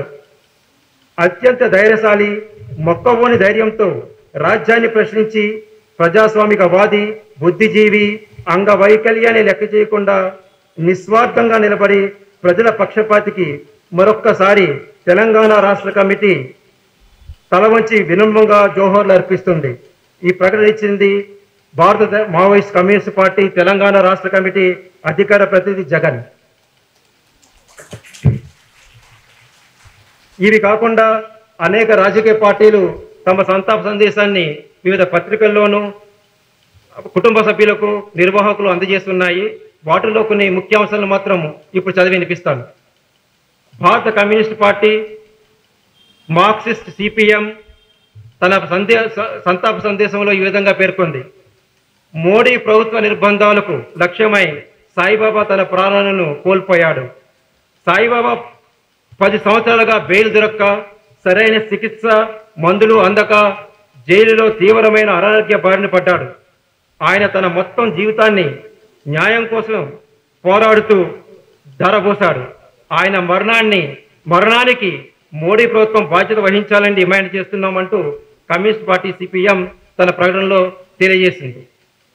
అలాగే కమ్యూనిస్ట్ పార్టీ సిపిఐ జాతీయ కార్యదర్శి డి రాజా తన సంతాప ప్రకటనలో సాయిబాబాకు ప్రాథమికంగా మానవ హక్కులను అందకుండా చేసి ఆయన చావు వ్యవస్థీకృత హత్యగా పేర్కొన్నారు. 10 సంవత్సరాలు చట్ట వ్యతిరేక నిర్బంధాలను జయిస్తూ గత మార్చిలో నిర్దోషిగా విడుదలయ్యాడు. యుఏపిఏ రద్దుకై పోరాడమే ఆయనకు మనం ఇచ్చే నివాళని తన ప్రకటనలో సిపిఐ పార్టీ తెలియజేసింది. సిపిఐ మావోయిస్ట్ లెనినిస్ట్ జాతీయ కార్యదర్శి దీపాంకర్ భట్టాచారి ఈ విధంగా తన ప్రకటనలో పేర్కొన్నారు. భారత న్యాయ వ్యవస్థ రామ్ రహీములకు పలుసార్లు పెరోలిచ్చింది. సాయిబాబా వంటి ప్రజా కార్యకర్తలను సంవత్సరాల కొద్దీ చట్ట వ్యతిరేకంగా నిర్బంధించి అంతులేని హింసను ప్రయోగించింది. ఇటువంటి పద్ధతి వెంటనే పోవాలి. న్యాయ వ్యవస్థ ప్రజల పట్ల సానుకూలంగా ఉండే విధంగా మనమందరం కలిసి పోరాడాలని సిపిఐ మార్క్సిస్టుల ఎన్నిస్తల ప్రకటనలో తెలియజేసింది. రాష్ట్రీయ జనతాదళ్ ఆర్జేడీ ఎంపీ మనోజ్ ఝా తన సంతాపాన్ని తెలియజేస్తూ నిరంకుశ రాజకీయాలకు ప్రతిఘటన రూపాలను నేటి తరం అత్యంత అవసరంగా ఎన్నుకోవాలి. ఈ ప్రతిఘటనను కవితా రూపంలో నేటి తరానికి సాయిబాబా నేర్పించాడని పేర్కొన్నారు. ఏఐఎంఐఎం పార్టీ అధ్యక్షుడు అసదుద్దీన్ ఓవైసీ సాక్ష్యం లేకుండా ఏళ్ల కొద్దీ నిర్బంధాన్ని ప్రయోగించే యుఏపిఏ చట్టమే సాయిబాబా మరణానికి కారణమని తెలియజేశారు. సాయిబాబా మరణం దేశానికి తీరని లోటని, ఆయన మరణంపై పూర్తి స్థాయి దర్యాప్తు చేయాలని ఆల్ ఇండియా ఫార్వర్డ్ బ్లాక్ కోరింది. రెవల్యూషనరీ సోషలిస్ట్ పార్టీ ఆర్ఎస్పి తన ప్రకటనలో సాయిబాబా వంటి కార్యకర్తలపై ప్రభుత్వ అణచివేత తీవ్రంగా విమర్శించి సాయిబాబా కుటుంబానికి న్యాయం చేయాలని కోరారు. ద్రావిడ మున్నేట్ర కజగం డిఎంకే అధ్యక్షుడు, తమిళనాడు ముఖ్యమంత్రి స్టాలిన్ సాయిబాబా మరణం మానవ హక్కుల కోసం పోరాడుతున్న వారికి తీరని లోటుగా పేర్కొన్నారు. సాయిబాబా అణగారిన వర్గాలపై జరుగుతున్న అన్యాయాలకు వ్యతిరేకంగా తన స్వేచ్ఛను, ఆరోగ్యాన్ని ఫలంగా పెట్టి పోరాడాడు. ఆయన కుటుంబానికి, మిత్రులకు స్టాలిన్ ప్రగాఢ సంతాపాన్ని తెలియజేశారు. తృణమూల్ కాంగ్రెస్ టీఎంసీ ఎంపీ సాగరిక ఘోష్ సాయిబాబా రాజ్య నిర్బంధాన్ని బాధితుడని తన ప్రకటనలో తెలియజేశారు. ఆల్ ఇండియా కిసాన్ సభ సాయిబాబా అకాల మృతిపై తీవ్ర సంతాపాన్ని ప్రకటించింది. People's union of democratic rights PUDR Saibaba మృతికి ప్రభుత్వమే బాధ్యత వహించాలని తన ప్రకటనలో డిమాండ్ చేసింది. People's union of civil liberties PUCL Saibaba ఆరోగ్యం క్షీణించడానికి, ఆయన ఆకస్మిక మరణానికి భారత ప్రభుత్వమే కారణమని, ఆయన కుటుంబానికి ప్రభుత్వం నష్టపరిహారం చెల్లించాలని డిమాండ్ చేసింది. Ambedkar right students association, Tata institute of social sciences Mumbai and Hyderabad Saibaba మృతికి సంతాపం ప్రకటిస్తూ ఆయన అరెస్టు ఆయన అక్రమమని, ఆయన చావుకి ప్రభుత్వమే కారణమని పేర్కొంది. National platform for rights of disabled NPDR Saibaba ఆకస్మిక మరణం పట్ల తీవ్ర దిగ్భ్రాంతిని, ఆవేదనను వ్యక్తం చేసింది. తెలంగాణ రాష్ట్ర పంచాయతీరాజ్ అభివృద్ధి శాఖ మంత్రి సీతక్క తన సంతాప సందేశంలో సాయిబాబా మొత్తం జీవితాన్ని సమాజంలో అసమానతలకు వ్యతిరేకంగా పోరాడిన వ్యక్తిగా పేర్కొన్నారు. మాజీ కేంద్ర న్యాయశాఖ మంత్రి అశ్విని కుమార్ తన ప్రకటనలో సాయిబాబా పోరాటం క్రిమినల్ న్యాయ వ్యవస్థ ప్రక్రియ ఒక శిక్ష కాబట్టి కస్టోడియల్ హింసకు వ్యతిరేకంగా న్యాయ సంస్థల కోసం పోరాడడమే ఆయనకి గొప్ప నివాళి అని పేర్కొన్నారు. ఇవి కాకుండా అనేక సంఘాలు, వ్యక్తులు సాయిబాబా మరణం పట్ల తమ తీవ్ర సంతాపాన్ని తెలియజేశారు. వాటిలో కొన్ని సంఘాల పేర్లు all India students association AISA, student federation of India SFI, Ambedkar student association Hyderabad central university, fraternity movement national committee Delhi teachers association, AIFTU, TRCPS, POWS. ఇవి కాకుండా చాలా మంది వ్యక్తులు కూడా తమ ట్విట్టర్ ఖాతాలో కూడా సందేశాలను ప్రకటించారు. వారిలో ప్రముఖ న్యాయవాది ప్రశాంత్ భూషణ్, టిఎం కృష్ణ, స్వరభాస్కర్ తదితరులు ఉన్నారు. వీరు కాకుండా వేణు ఉదయం మాట్లాడుతూ చెప్పాడు ఆల్రెడీ 7 నుంచి 8 పత్రికలు తమ సంపాదకీయాలని సాయిబాబా మరణంపై ప్రత్యేకంగా రాశాయి. వీటిలో Eenadu, Andhra Jyothi, Visalaandhra, Prajasakti, Prajapaksham, Times of India వంటి పేపర్లు. ఇవి కాకుండా అనేక మంది వ్యక్తులు కొన్ని సంస్థలు సాయిబాబా మరణం మీద చాలా వ్యాసాలను ప్రచురించారు. కొన్ని పేపర్లో వచ్చినాయి, కొన్ని ఆన్లైన్లో ఉన్నాయి. ఈ విధంగా మొత్తంగా సాయిబాబా మరణం మీద అన్ని సెక్షన్ల ప్రజలు, ప్రజా సంఘాలు, విప్లవ పార్టీలు, రాజకీయ పార్టీలు, వామపక్ష పార్టీలు తమ సంతాపాన్ని తెలియజేశాయి. ఇది సాయిబాబా తన పని విధానంతో విస్తృతంగా తను ఎవరైతే మమేకమయ్యాడో వాటిని అన్ని సూచిస్తుంది. నాకు అందిన వరకు దొరికిన సమాచారాన్ని ఇక్కడ చదివి వినిపించాను. ఇంకా కొన్ని మిస్ అయ్యి ఉండొచ్చు. అయినప్పటికీ కూడా వాటన్నిటినీ ఇచ్చిన సంఘాలు ఇక్కడ చదివినట్టే భావించమని కోరుతున్నాను. ఇక్కడ వచ్చిన అందరికీ, అలాగే సంతాపం ప్రకటించిన మిత్రులకి, సంఘాలకి నా తరపున, మా కుటుంబం తరపున కృతజ్ఞత తెలియజేస్తూ ముగిస్తున్నా.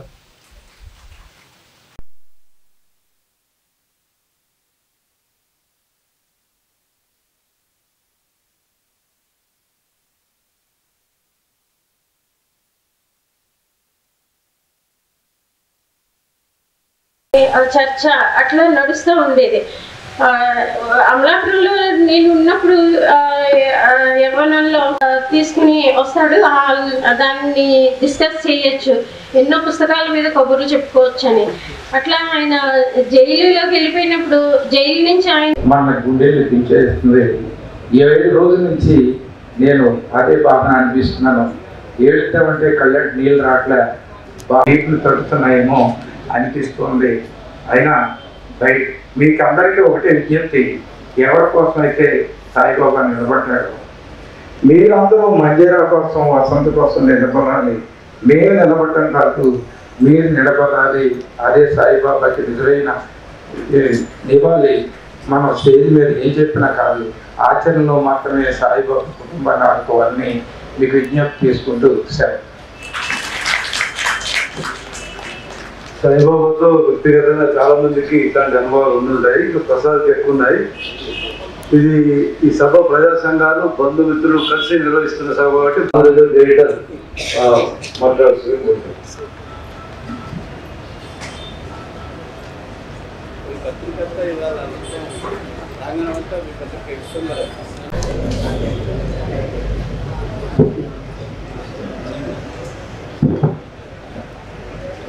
వాస్తవ ప్రజాస్వామ్యం కోసం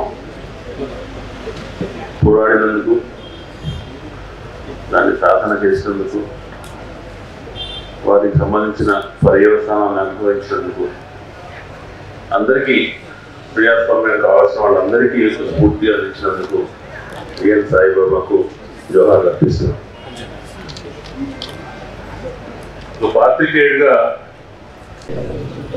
పోరాటానికి ఒక ప్రతీకగా సాయిబాబా నిలిచి ఉన్నారు. పోరాటం అంటే ప్రభుత్వం అరెస్టు చేసి జైల్లో పెట్టిన తర్వాత ఆ నిర్బంధానికి వ్యతిరేకంగా ఆ పోరాటాన్ని కొనసాగించడం ఇక్కడ మనం ప్రత్యేకంగా గమనిస్తున్నాం. ఒక ప్రశ్న లేవనెత్తినందుకే, ఈ సమాజంలో ఒక ప్రజాస్వామిక వాతావరణం కోసం గొంతు విప్పినందుకే, ప్రజల హక్కుల పరిరక్షణ కోసం పూనుకున్నందుకే ఆయనను అరెస్టు చేసి జైల్లో పెట్టారు. మన ఆంధ్రప్రదేశ్, పూర్వపు ఆంధ్రప్రదేశ్లో జైలు సంస్కరణల కోసం చాలా ప్రయత్నాలు జరిగాయి. ఇక్కడ పౌర హక్కుల సంఘాలు కూడా దాన్ని ఒక ప్రత్యేకమైన అంశంగా లేవనెత్తినాయి. కానీ నాగ్పూర్ లాంటి ప్రాంతాల్లో అటువంటి పోరాటాలు సాగలేదు. అందుకని జైలు అనేది చాలా ఒక వికృతమైనటువంటి రూపంలో ప్రభుత్వం యొక్క ఈ అణిచివేతకు అవి కేంద్రాలుగా మారిపోయాయి. అట్లాంటి అణిచివేత కారణంగానే మరి ఆ జైల్లో ఆయన చాలా రకాలుగా ఆరోగ్యపరంగా కూడా నష్టపోయిండు. ఒక ఒంటరి జీవితాన్ని అండాశల్లో వేయటం వల్ల అనుభవించిండు. సరి అయినటువంటి వైద్యం కూడా ఇవ్వకపోవటం చేత ఆయన ఆరోగ్యం కూడా క్షీణించింది. అంటే చాలా చిన్న ఒక మానవీయమైనటువంటి సంస్కృతి కూడా ప్రభుత్వం ప్రదర్శించలేదు. మనుషుల పట్ల ఒక మాన్యువల్ ప్రకారం వ్యవహరించాలి, ఖైదీల పట్ల ఒక మాన్యువల్ ప్రకారం వ్యవహరించాలి. మామూలుగా చట్టం ఏం చెప్తుందంటే ఏ మేరకు నిర్బంధించి నీ కదలికలపైన ఆంక్షలు విధించారో ఆ మేరకే ఈ శిక్ష వర్తిస్తుంది. మిగతా జీవితం అంతా కూడా తాను రాజ్యాంగ ప్రకారం దొరికిన హక్కులను అనుభవించవచ్చు. కానీ జైలు జీవితంలో చాలా వికృతంగా ఆయనకున్న అన్ని అవకాశాలను, మనుషులుగా బతకటానికి ఉన్న అన్ని అవకాశాలను కూడా అణిచివేసి అత్యంత ఏహ్యమైనటువంటి రీతిలో ఆయనతో వ్యవహరించారు. దానివల్లనే ఆయన ఆరోగ్యం క్షీణించి ఇవాళ మన మధ్య లేకుండా పోయాడు. చాలా సూటిగా ఇది ప్రభుత్వం తన నిరంకుశ విధానాల కారణంగా జరిగినటువంటి హత్య తప్ప ఇది వేరొకటి కాదని కూడా మనం స్పష్టంగా గుర్తించాల్సిన అవసరం ఉంది. మరి ఒక లక్ష్య సాధన కోసం 10 ఏళ్ల పాటు సాయిబాబా చేసిన పోరాటం ఇవాళ మనందరికీ స్ఫూర్తిగా నిలవాలి. ఒక మెరుగైన జీవితం, మనుషులుగా బతికే ఒక అవకాశం, వనరులు ఒక కంపెనీకే ఎందుకు దక్కాలి, అందరూ ఎందుకు అనుభవించకూడదు అనే ఒక చిన్న ప్రశ్న లేవనెత్తటమే ఇంత పెద్ద నేరంగా ఎందుకు పరిగణిస్తున్నారు అనేది ఆయన ప్రశ్నించటమే కాదు, సమాధానాలు వెతకటమే కాదు, వాటిని ఆచరణలో పెట్టడానికి ఒక ప్రయత్నం కొనసాగించాడు, మొండిగా కొనసాగించాడు, ఎటువంటి భయము లేకుండా కొనసాగించాడు. అది మనందరికీ స్ఫూర్తిదాయకం కావాలని చెప్పి కోరుతూ, ప్రజాస్వామిక వాతావరణం కోసం నిజంగా అందరం కలిసి పనిచేయటం అంటే ఏ స్థాయిలో మనం ఒక ప్రజాస్వామిక వాతావరణాన్ని ఐక్యంగా నిర్మించగలిగితే ఆ స్థాయిలో మనం కలిసి పనిచేయడానికి ప్రయత్నం చేయవలసి ఉంటుందని నేను భావిస్తూ, అట్లాంటి ప్రజాస్వామిక వాతావరణం కోసం ప్రయత్నం చేద్దామని ఈ సందర్భంగా విజ్ఞప్తి చేస్తూ సాయిబాబాకు జోహార్. Friends, students, and all citizens of conscience to condemn what injustice, what cruelty was done to Professor Sai Baba. But at the same time, we have to remember that his courage, his bravery, his political commitment, his sacrifices call all of us to come together and make sure that we will continue his fight for a more equal, for a more just India. Lal Salam, Jai Bhim. खत्म करने की कोशिश की गई और जैसे stand स्वामी के साथ हुआ है वो उनके साथ भी हुआ है। जिंदगी की बहुत और लड़ाई है वो नहीं लड़ पाए, पर वो हमारे लिए छोड़ गए कि जिस लड़ाई वो लड़ रहे थे हम सबको उस लड़ाई में शिरकत करनी पड़ेगी और साबित करनी पड़ेगी कि जुल्म जितना भी करे, जितना भी इनजस्टिस कोशिश करे, वो जीत नहीं सकता और हमारा संघर्ष वो जारी करे। मैं इतना ही कह के आपके सामने आपके साथ विदा लेना चाहता हूँ और हमारा उनके फैमिली के साथ, बसंता के साथ, दूसरे परिवार के साथ पूरी हमारी सहयोग रहेगी। जो भी हम कर सकते हैं करेंगे और हम सबके तरफ से कहना चाहेंगे कि साई बाबा की संघर्ष अमर रहेगा। साई बाबा की जीवन जो है हमारे सामने एक बहुत बड़ा एग्जाम्पल रहेगा। Thank you.